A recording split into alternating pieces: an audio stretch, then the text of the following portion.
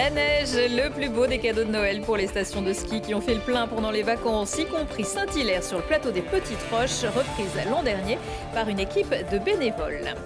Et depuis le 1er janvier, les véhicules classés critère 3 ne peuvent plus rouler dans 13 communes de la métropole de Grenoble. Mais les automobilistes ne seront pas verbalisés avant le 1er juillet.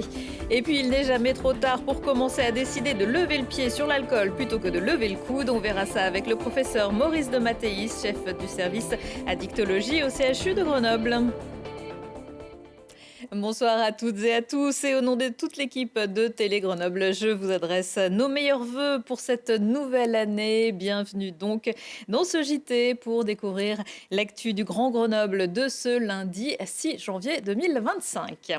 La plus belle surprise du Père Noël cette année, c'était la neige tombée en masse avant et pendant les vacances et avec même souvent de belles journées ensoleillées. Une habitude pour les grands domaines, mais un fait exceptionnel pour les petites stations, parfois dirigées par des associations. À Saint-Hilaire, par exemple, on n'a pas boudé notre plaisir. Maxime Sonnen.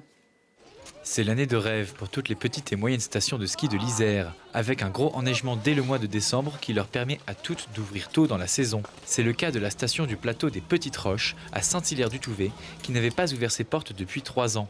Sa spécificité, elle est pour la 2e année intégralement gérée par une association locale. Alors l'association elle fonctionne à 100% de façon bénévole. On a une convention avec la mairie pour l'exploitation du domaine skiable. Après on est assuré comme n'importe quel domaine skiable. Et puis on compte que sur des bénévoles pour les pisteurs, les perches, la caisse, tout ce qui permet à la station de fonctionner. Les 130 membres de l'organisation, pour la plupart des habitants locaux, se passent le relais pour couvrir les 20 postes nécessaires au fonctionnement des 4 téléskis de la station.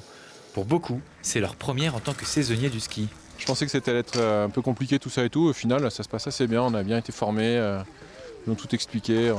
On est autonome assez vite. Et puis l'équipe de gens qui sont plus seniors, qui connaissent bien la montagne et tout ça, ils nous aident régulièrement, ils passent régulièrement. Du coup, ça se passe super bien, quoi. On fonctionne au jour le jour. Enfin, c'est l'acronyme de l'asso, c'est agile. Et notre but à nous, c'est de dire on a de la neige, on ouvre, on n'a pas de neige, on n'ouvre pas. Ou il pleut, il fait mauvais, on n'ouvre pas. On ne va pas s'acharner à ouvrir des téléskis, c'est pour avoir 3 skieurs sur la station. L'association possède même sa propre boutique de location de ski. Entre le forfait et le matériel, une journée de glisse coûte au total 30 €, un prix imbattable qui permet à tous de venir quand ils le souhaitent, profiter de cet esprit de famille. C'est aussi pour ça qu'on voulait relancer la station, c'est que c'est un peu un point de rendez-vous l'hiver, ça permet aux enfants de skier ensemble, de se voir en dehors de l'école, aux adultes de se retrouver. Enfin, c'est un contexte très familial, très, très village. Et puis on a aussi des gens de la vallée qui sont contents de venir skier ici parce que on n'est pas une grosse station, on a un rythme plus tranquille. Pour la reprise, c'est idéal. Voilà, il n'y a pas trop de monde, les pistes sont tranquilles, il y a une ambiance familiale, on est à côté, on se gare, on est à côté du loueur, à côté des caisses, à côté des montées. Voilà, en 10 mètres, on a tout fait et on est prêt à partir. L'association doit être capable de couvrir les frais d'assurance et d'entretien de chaque année, y compris celle où la station n'ouvre pas. Le défi est donc de rendre viable sur long terme ce modèle économique et organisationnel. La station est ouverte en fonction de l'enneigement les week-ends et pendant les vacances, mais mieux vaut se renseigner la veille sur le site ou le compte Facebook de la station de ski de Saint-Hilaire. Et de 3 après les critères 5 depuis juillet 2023, les 4 depuis janvier 2024, ce sont depuis le 1er janvier 2025 les véhicules légers classés critère 3 qui ne peuvent plus en théorie circuler dans 13 communes de la métropole de Grenoble et ce en vertu de la loi climat et résilience qui a instauré la zone à faible émission. Même si les panneaux ne sont pas tous à jour, plus de 75 000 véhicules sont concernés sur notre territoire et devront s'y plier du lundi au vendredi hors jour férié. Les réactions ce matin recueillies par Gaëtan Loiseau sur le parking d'un supermarché de Mélan. Ça m'ennuie beaucoup parce que je n'ai plus le droit de circuler. J'habite en moyenne montagne, je ne peux plus trop venir. Il faut que je trouve des personnes qui me dépannent, qui veuillent bien m'accompagner en voiture. Voilà, et je fais des grosses réparations pour que mon véhicule soit en état et j'ai plus le droit de circuler. Oui, je suis presque handicapée pour venir faire des courses en bas. C'est la Twingo du mariage de ma fille, une vieille Twingo de 98. Elle voulait absolument que je la garde. Donc je voulais la convertir en véhicule électrique, mais ça revient trop cher. Donc hier, j'ai fait la démarche pour avoir l'autorisation de rouler avec, parce que je fais moins de 3000 km avec par an. Ah oui, moi je suis 100% prenant, parce que je roule au maximum à vélo déjà. Même s'il faut descendre la mer Méditerranée, j'y vais à vélo. Voilà, donc je comprends aussi tous les inconvénients que ça comporte, mais bon, ça demande un effort de chacun. Mon véhicule est encore en très bon état. Elle est très bien suivie par le garagiste, elle ne pollue pas. Et malheureusement, je n'ai pas les moyens pour en acheter une autre. Donc je vais continuer quand même de rouler. Tant pis pour la contravention, je la paierai. Ça ira toujours moins cher que d'acheter une nouvelle voiture. Ma petite voiture qui roule bien, qui est bien entretenue, ne pollue pas plus que les avions qui passent au-dessus de notre tête. Et jusqu'au 30 juin, les automobilistes concernés ne seront pas verbalisés. Un message pour Lucette, mais la période pédagogique prendra fin dès le lendemain avec un risque d'amende de 68 €. Fin de la période pédagogique, visiblement aussi entre Anne-Sophie Olmos et l'exécutif de la métropole. Ça faisait un petit moment qu'il y avait de l'eau dans le gaz, mais ce lundi, dans un communiqué, la vice-présidente en charge de l'eau annonce qu'elle jette l'éponge. L'élue grenobloise, qui restera conseillère métropolitaine, dénonce, je cite, un abus des pouvoirs de force, un déclin de gouvernance métropolitaine qui lui fait honte et une politique néolibérale et macroniste qui n'est pas de gauche. De gauche, de droite, la première circonscription de l'Isère est concernée par une élection législative partielle après la démission d'Hugo Prévost à l'automne. Ce sera ce dimanche et le cas échéant le suivant. Pas moins de 7 hommes et 4 femmes ont déposé leur candidature, issus de partis déjà représentés à l'Assemblée nationale ou plus confidentiels, comme François-Marie Perrier qui s'était notamment fait connaître pour son combat anti-pass et anti-vax pendant la crise du Covid-19. Je suis photographe et écrivain, j'ai été prof d'italien, français, latin. Je suis engagé depuis plus de 25 ans dans l'économie sociale et solidaire, les droits de l'homme, tourisme équitable. Alors, je me suis engagé en 2022 et en 2021 pour réagir par rapport aux mesures sanitaires telles que confinement, censure. Pour la première fois aussi, on a fait des lois comme ça qui touchaient Facebook, YouTube, des lois qui ont été faites avec les GAFAM par le gouvernement français. Et on est vraiment dans un scénario de capitalisme du désastre, pour reprendre l'expression de Naomi Klein, c'est-à-dire un effondrement peu à peu de la société. Et on va en fait vers une forme d'anarcho-capitalisme, de libertarisme, où le seul but finalement du gouvernement, en prétendant détruire l'État, c'est d'assurer la propre sécurité de sa propriété privée, quoi. Je me présente au nom vraiment de la souveraineté populaire, avec des mouvements comme Ensemble pour les libertés, Démocratie citoyenne. Et donc on est vraiment là pour défendre les droits fondamentaux, avec aussi un intérêt pour la planète. Bien évidemment, moi, tout mon parcours, c'est un parcours d'écologiste, de droits de l'homme et aussi d'éducateur et enseignant. François-Marie Perrier propose une rencontre publique demain mardi à 20h au 12 place Notre-Dame à Grenoble. Sur la plateforme chimique de Pont-de-Claix, le mouvement de grève de Vancorex a finalement été levé le 28 décembre après 63 jours de mobilisation. La CGT et la direction ont trouvé un accord validé par l'ensemble des grévistes. Il prévoit notamment une surprime de 40 000 € pour tous les salariés. Pour l'instant, seul le groupe Borsochem s'est porté candidat et prévoit de ne reprendre qu'un seul atelier et 54 personnes sur 450. Les syndicats de Vancorex restent mobilisés avec toujours l'objectif de la nationalisation temporaire.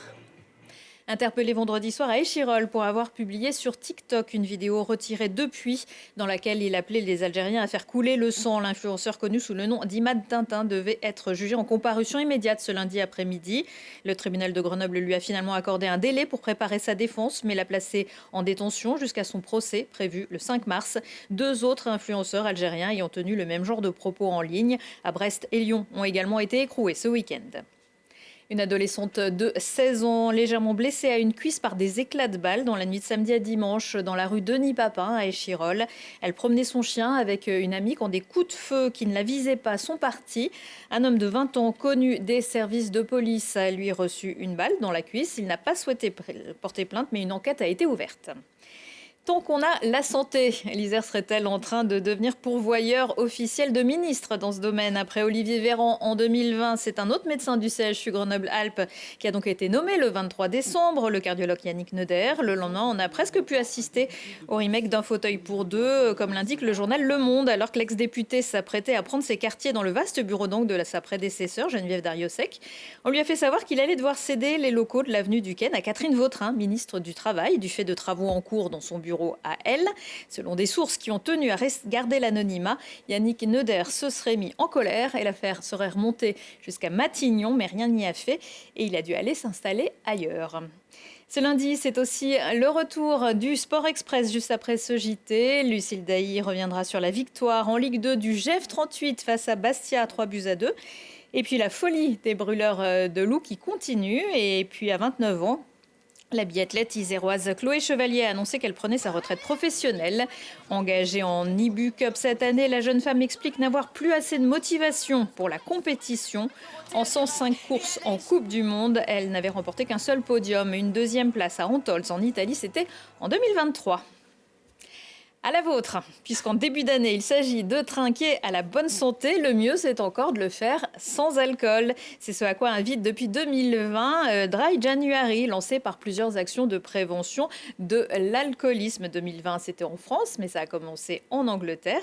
C'est un mois pour faire une pause dans votre consommation d'alcool. Ça peut pas faire de mal. Bonsoir Maurice de Mattei. Bonsoir et bonne année. Bonne année également. Vous êtes chef du service, vous n'êtes pas encore ministre de la Santé, mais vous êtes chef du service addictologie au CHU Grenoble-Alpes. L'idée, c'est quoi de Dry January? C'est de faire le point avec sa consommation d'alcool? C'est ça, c'est de se poser la question, savoir où on en est avec sa consommation par rapport à quelque chose qui peut devenir une habitude et de faire du bien à son corps. Et ça, le seul moyen de le savoir, c'est finalement d'essayer de réduire ou d'arrêter sa consommation d'alcool. On peut commencer aujourd'hui, même si on est le 6 janvier. Absolument. Voilà. L'important, effectivement, c'est s'inscrire dans le mouvement, dans le changement.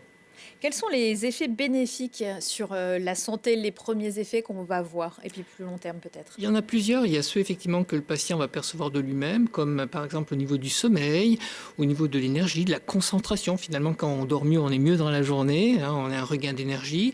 Et puis on voit qu'il y a un certain nombre d'attention. Et puis au niveau des paramètres physiologiques, comme la tension artérielle qui s'améliore, des paramètres métaboliques qui vont aussi s'améliorer, que ce soit au niveau des paramètres glucidiques, lipidiques, une amélioration des paramètres au niveau du foie. Donc vous voyez que finalement, même si la pause paraît relativement limitée dans le temps, elle apporte des bénéfices significatifs. Donc on a plus d'énergie, on a une meilleure peau, des cheveux en bonne santé aussi. Oui. Donc il y a effectivement l'avantage des bénéfices assez rapides chez certaines personnes.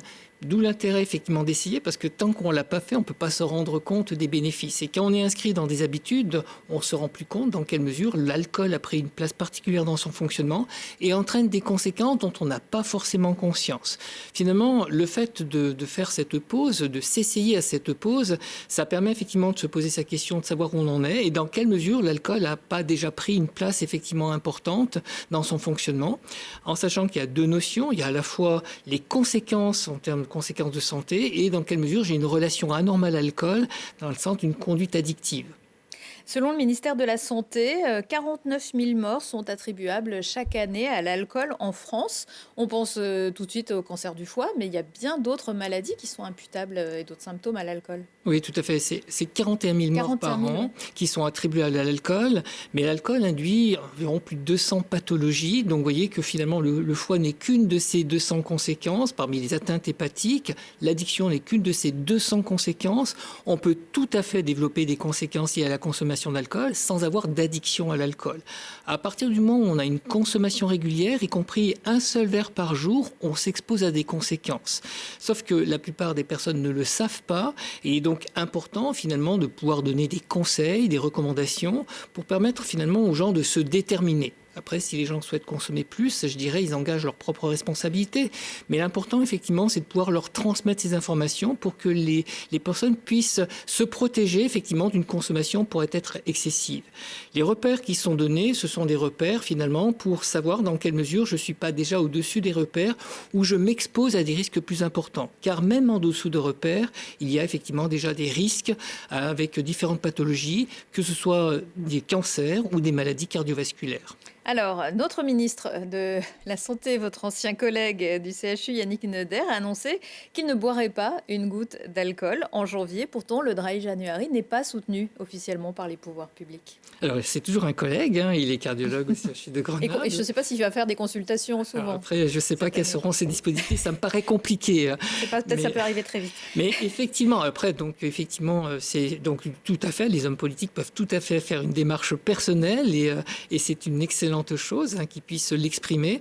Après, c'est vrai effectivement qu'aujourd'hui, cette démarche qui aujourd'hui existe dans de nombreux pays, ça s'étend de plus en plus. Donc, c'est vraiment une démarche, je dirais, non seulement collective ou nationale, mais internationale. Et il est dommage effectivement que le gouvernement ne puisse pas prendre position sur une problématique de santé publique qui représente un coût sociétal énorme de 102 milliards par an.